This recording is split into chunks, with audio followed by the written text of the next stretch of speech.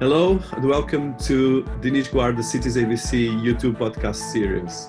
We are a thought leadership channel focused on profiling global leading inspired people, leaders, CEOs, authors, technologists, and academy people.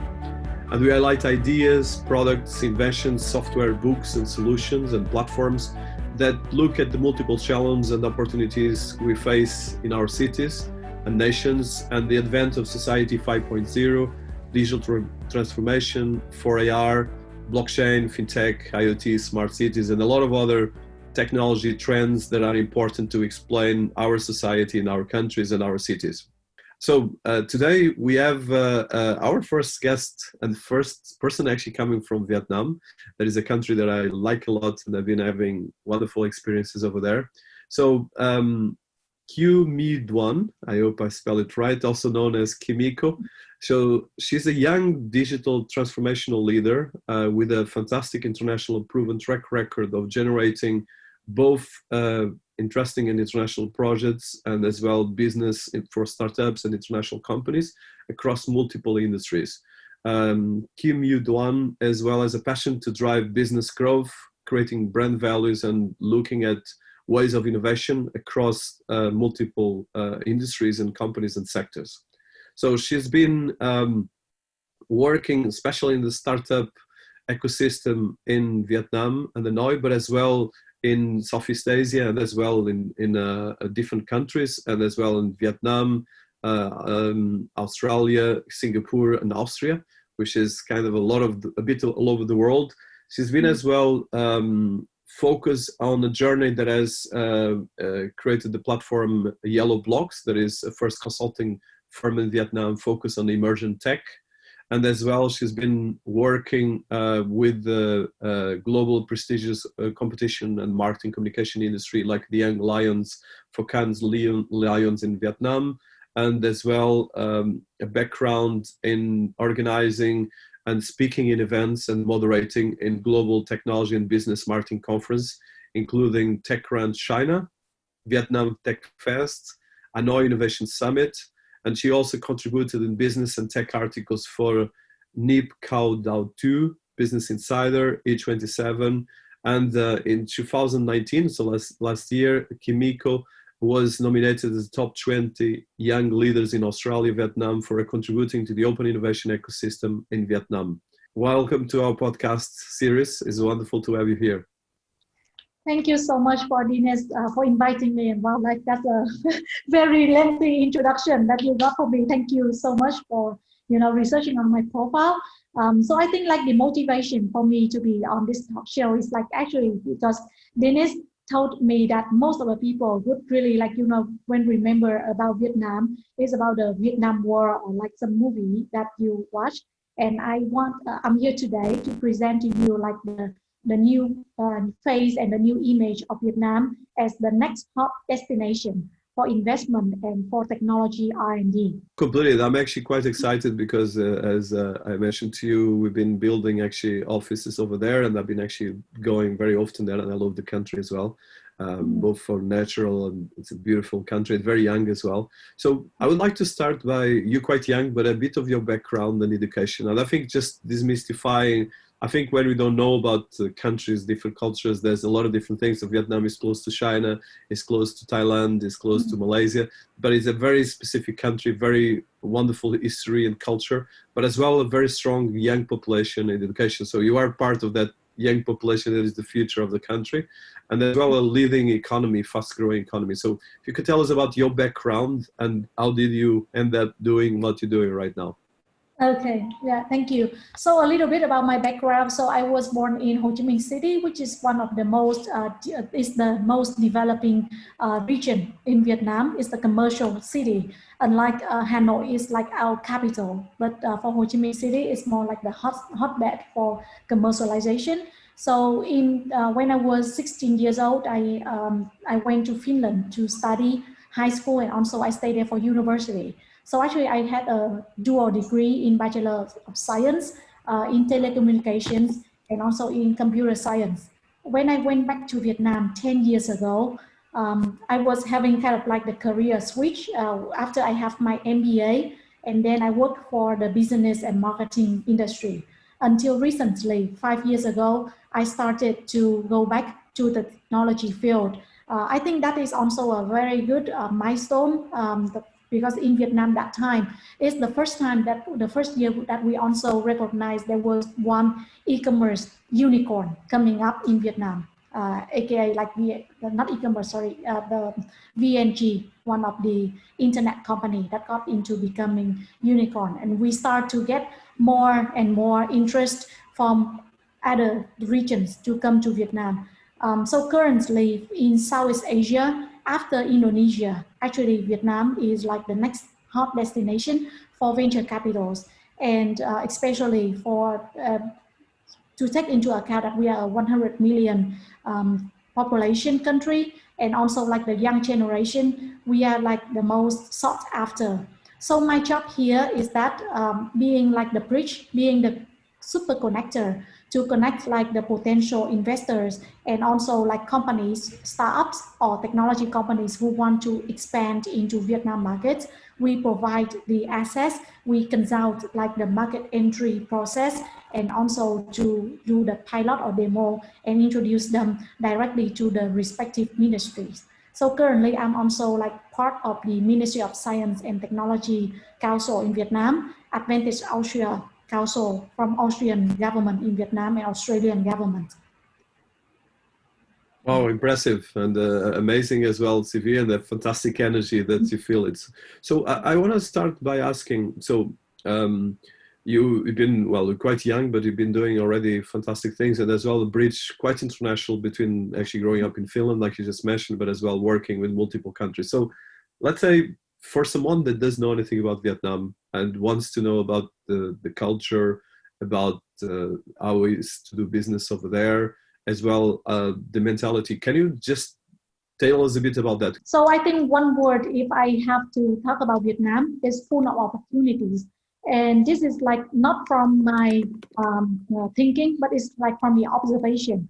Because for the last 5 years, when I started to work in the startup ecosystem and started to work as like this building the bridge and ecosystems, I realized that most of the like prominent VCs and the partners, accelerators and startups, they have put Vietnam as like the next to go destination when they enter Southeast Asia. So because like when we talk about Southeast Asia, we are talking about 10 or 12 different countries. But as I mentioned before, like when we have like the survey across the region, actually like the top destination is Indonesia, Jakarta. And then the second hottest like destination for a startup to expand or for a VC to go and look for like the next potential unicorn, they're looking at Ho Chi Minh City, Vietnam. And luckily, I was born and I live in Ho Chi Minh City, so I can really feel like the growth.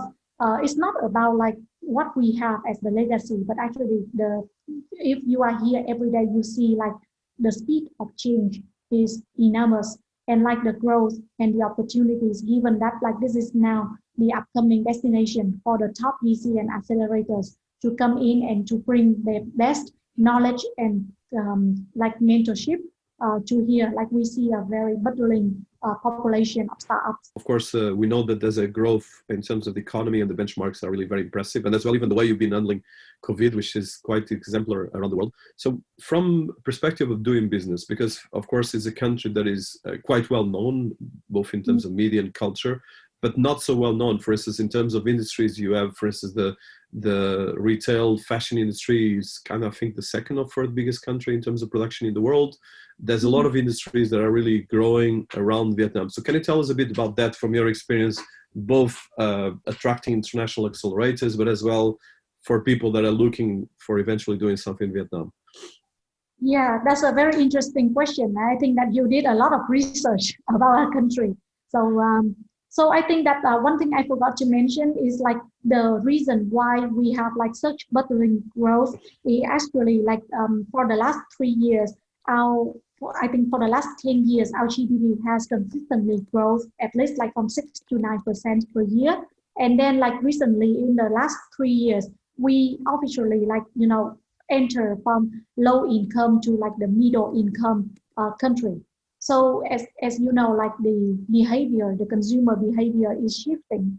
And given that we have very good infrastructure in the digital, like the telco, so everyone has access to like the smartphones nowadays, and like the internet access is so great. So actually, like the consumer digital consumer behavior is developing. So I would say that specifically for some of the platforms in Vietnam that have entered Vietnam in the last 5 years, I would say is a very hotbed for them, especially for e-commerce or ride-hailing or super apps like Grab. When they enter Vietnam, they are seeing Vietnam as one of the major markets for the whole region. Vice versa, on the other hand, in terms of like the ease of business to launch a real like entrepreneurs journey in here, I would agree with Dinis. There are still some kind of like obstacles, the entry for barriers, because especially when we are just like in terms of the political background, we have quite a different cultural context of doing the business. However, I would say that like the context is fast changing nowadays, and especially now the government, especially when I talk about the government here in terms of the technology, is the Ministry of Science and Technology. We even like have an initiative to encourage more and more business to do in Vietnam, has some kind of like encouraging scheme and business procedures to help those to enter the market. So, and from your career, so I think in terms of your highlights, so I know that you of course, you have a position both in terms of the startup world, the technology world, and as well the marketing world, and as well quite interesting from working with Cannes Film Festival, which with not the film, actually the advertisement part, which is actually one of the biggest festivals, but as well on this area. So can you tell us a bit about that work? So let's say you as an entrepreneur, I think it's quite interesting to demystify, for instance, me in London, or as well a Portuguese, partly French, and as well now in London, or you in Vietnam as well. It's quite interesting for looking at this, because I think the future of the world economy is relationships between entrepreneurs from different countries that create value, but as well they know how to work on this, especially the fast growing companies. So a bit of your background, and as well about the company YellowBlocks that you created. I think that you mentioned about very interesting, and I think that for like the previous business, we depend on what kind of like unique resources we can bring to the table. And nowadays, when like the world is more flat and everything is online, and like the boundary is certainly very blurred, I think like the most critical like thing we have now is trust. And currently, like the trust is kind of like the digital trust. I know you, and then when you introduce some kind of trusted business partner from your side, I can also give that instant trust. That's why I was like really interested in those kind of like new platform and new technologies that can enable or can like enhance this kind of like trust building. So in terms of YellowBlocks, at first we started as the offline channel with the existing relationships with the government or like with the business. But more and more, we are looking at YellowBlocks as one of the platforms to connect people with the same objective and the same mindset. And I think that the trust nowadays is more like easily built by our credentials, what we can actually like give the values to the partners. And in our case, like the values that we are bringing to the table is like the market understanding about Vietnam, and also like who is who in Vietnam market, and who you should talk with for your specific project. My first contact with Vietnam actually was a conference that I was a keynote speaker with your major banks. And I was very, to be honest, I did a keynote after the head of the central bank. And I was very impressed because, first of all, all the speakers were actually quite digital, which actually more digital, and this was already like 4 or 5 years, actually probably 5 years ago. They were actually more savvy than even in Europe, and as well a lot of the emerging banks, a lot of companies were actually very open to innovation, to doing things digital and so forth. So let's say from that part, what you highlighted, for instance, a major unicorn that is a telecom digital company. But can you tell us a bit about that background? Because of course there's this kind of historical image of Vietnam, but there's this new startup, digital savvy, very, very digital. I think you are actually one of the most digital countries in the world. So a bit of that. And as well, for instance, I noticed that my internet, with my phone, I had better internet almost in Vietnam than I sometimes have in London or in the UK. So a bit of that understanding just on pure things like companies, organizations, and different things. I think it's a very like interesting question. I don't know like the history of when we start to have the hang of this like startup trend. However, I think like before like 10 years ago, actually Vietnam was also like the destination for outsourcing project. So I know about that previous history because like suddenly from 2000, from the year 2000 to YK year, actually almost like most of the universities in Vietnam start to offer like the degree in computer science and so on. So we quite have like a national, the initiative to build the next generation of tech savvy people starting like that year. And I think like for now, what we are seeing is like moving beyond not only like manufacturing or outsourcing like the execution of IT projects, but rather we observe the successful case study and also we see some of the local success case study, aka like the VNG or like the phenomena of Grab.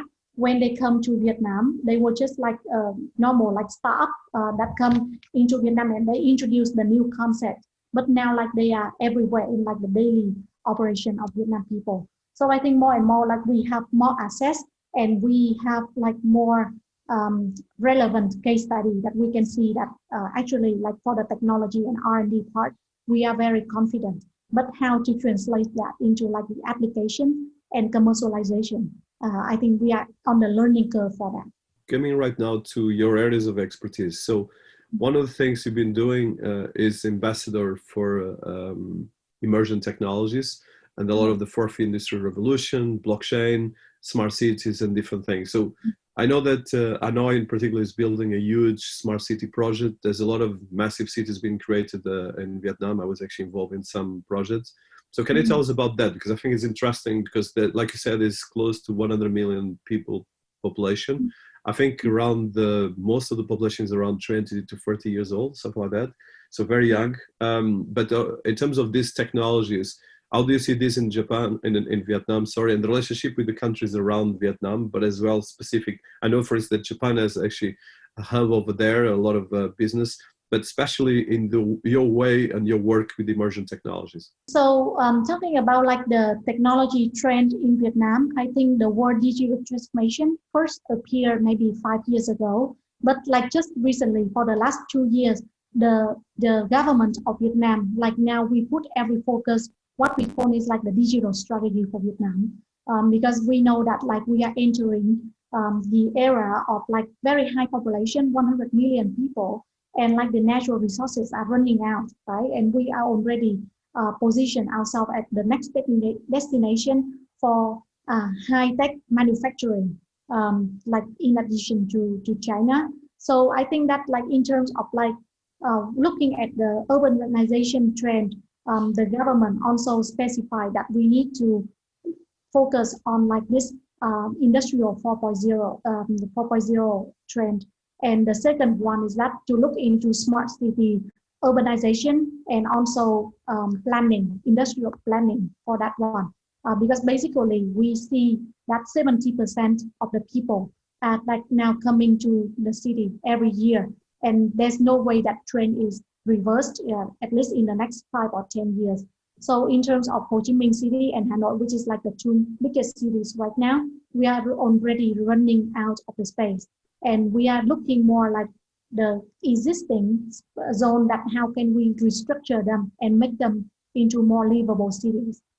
So it's quite exciting because, of course, if we tackle the areas of making the cities more smart and with more capacities on these areas, of course, you're going to have much more capacity to manage data and a lot of different things that can actually create much more innovation on the country. So another thing I want to touch is your work in promoting Vietnam abroad. So let's say what you've been doing. You mentioned that you've been working with the Minister of Science, or the Minister of, I think it's Science and Technology, and other ministers. So Can you tell us about that work and what exactly has been doing this? And as well, let's say if I'm an international company that I want to know about this, where can I find these informations and things like that? Well, that's a great question. So actually, my work mostly is more about like bringing the latest international trend, technology trend to Vietnam. And also the second part of my work when I collaborate with the Ministry of Science and Technology in Vietnam is to represent some of our high profile startups that are already very successful in Vietnam and they want to look into expanding the market in Southeast Asia. So one of the examples is that currently in Vietnam, as you know, like we have a very young generation and it's easy for us to get the traction of like, let's say like 100,000 users for the first 100,000 users. And we already see a lot of like e-commerce platform or some of the IoT technology platform for the pilot project is very successful. But when we go out and when we talk to the businesses and so on, we realize that we cannot take into account only the big cities like Ho Chi Minh City or Hanoi. And like for the other cities in Vietnam, like the learning curve, it needs to take a little bit more time. So in terms of like, for example, the smart city project, we can only do like at the very big cities. But in terms of like other satellite cities and so on, it's not yet the time to build it. So that's why like one of our focus for the digital strategy of Vietnam is to make those into very successful pilot cases and also to look for the way to expand to other countries. So hence like the partnerships building and when we take a look at this as the ecosystem is very important. So let's say, for instance, can you tell us, let's say from the young population, some of the apps that you see and some of the innovation that you see coming? Because I know, for instance, that you have a huge hub of blockchain, a lot of things in terms of AI. You mentioned emerging technologies, 306 and 4ER and smart cities, but let's say for instance, I know China created WeChat and all these kind of different apps that initially were copy-paste of the US major social networks, but then they became mainstream global players. And for instance, Financial right now is one of the biggest financial players in the planet. So in your case, what do you see coming from that innovation from Vietnam? It's quite like a difficult question to tackle right now because I do not have enough like data for the whole representing the whole landscape of Vietnam. However, like from my own observation, I think in terms of like the building the platform for e-commerce. So not the e-commerce platform itself, but like the services for the e-commerce. So in terms of log tech, logistic tech, and to connect like the truck drivers and connecting like the B2B manufacturers for existing like let's say like textile industry or the smartphones industry in Vietnam. I see like there's a upcoming like generations of startups who are solving that problem.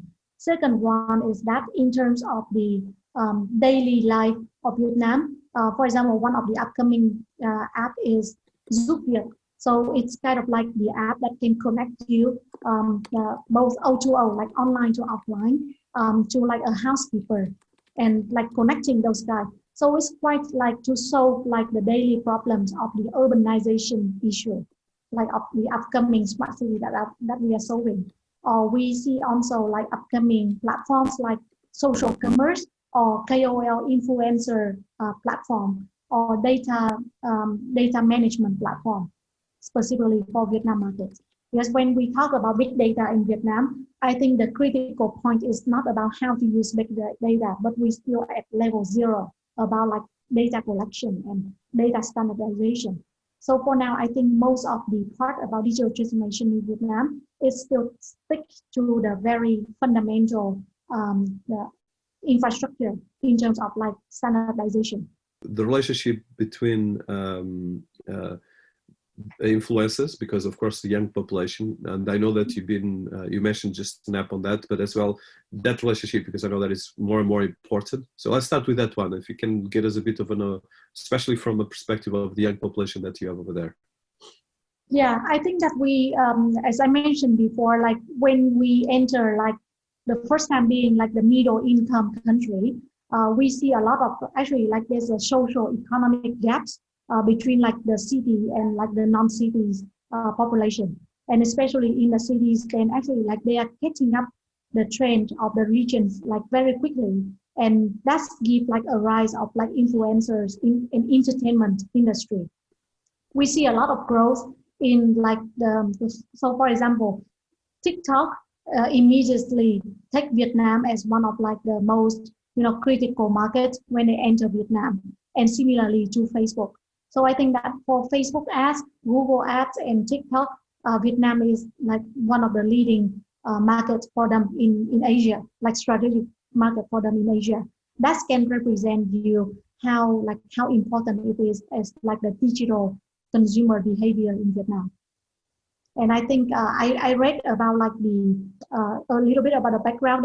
There has been like a huge extensive research about like the e-commerce and internet companies behavior for the potential population across like Asia. And I think Vietnam scored like out of the top 2 or top 3 in the list among with Thailand and Indonesia in terms of like the social media usage and also like digital marketing. That's very, very powerful. So another question is related, and it relates a bit as well. That so Vietnam is I think one of the top 5 or top 3 countries in the world in terms of production of textiles, apparel, and all the different things. So what innovation is coming out of that industry? That is, of course, a very, very powerful industry. I know that is a huge amount of the part of the economy of Vietnam, but as well, it has right now a lot of relationship, of course, with the fashion. I know that the made in Vietnam is starting to be strong. So a bit of that overview. I don't know. I know that it's not probably your expertise, but just as an expert on the countries, just to understand a bit. Yeah. Well, actually, I think that I also have a very deep research about this, because when I joined the Advantage Austria Innovation Council for Vietnam market, actually like Austria is known for its like very high-tech industrial high-tech manufacturing process in like robotics and all of those kind of like for manufacturing. However, when we try to bring some of the existing country to Vietnam, we see like there's a huge gap in so sure like the Vietnam in Vietnam we have a lot of existing factory and manufacturing sites. However, like it's still a very labor intensive industry, and like because the labor cost in Vietnam, so for now like it's still like cheaper compared like to the investment in terms of like the tech adoption. So we see a very slow growth on this, but I guess that with our estimation in the next 2 or 3 years, as like the average income is going to increase, and like there's a more like pressure in terms of like global standard for the manufacturing and so on. More and more we see like more applications in terms of the industrial technology in the current processing line. You mentioned that you're advising a lot of investor groups and accelerators of startups. So how does it work? Let's say if I want to build a company over there, if I want to engage with other startups, what do you suggest? Of course, there's the organizations you're involved, but as well, how do you suggest the best process on that? Well, so actually, like we position ourselves not only as a consulting firm, but as the super connector. So like the connecting service is always there. So even if we are not the one to execute that project, we always like introduce you to the best partners that we think can help you in this matter. That's why what we build is like an ecosystem of supporters for technology companies or partners who want to enter Vietnam, rather than position ourselves as like the service provider for all of the services. And I think like one of the part is that actually in Vietnam, if you know like the easiest way to enter is actually very easy. And I can share like that tips with you because I think that you can also like be the influencers for all the people who wants to come to Vietnam. And I think that like, okay, first of all, you can get one of your foot there first. And what I mean is that like if you can position yourself to get into like the local media for once, actually like the potential partners, they will come and talk to you. So in this case, I give you like the real life example. So I have been like discussing with SG Innovate. So SG Innovate is like the Singaporean government deep tech fund, and like they are very, very famous across the region. And when they come into Vietnam, they ask us like, okay, YellowBlocks, how can we build like a deep tech ecosystem in Vietnam, and where should we start? And then I also like part of like the advising team, we agree that like they should go first with the Ministry of Science and Technology or Ministry of Planning and Investment and sign an MOU, and then get on like the local media as like opening the next hub for the deep tech.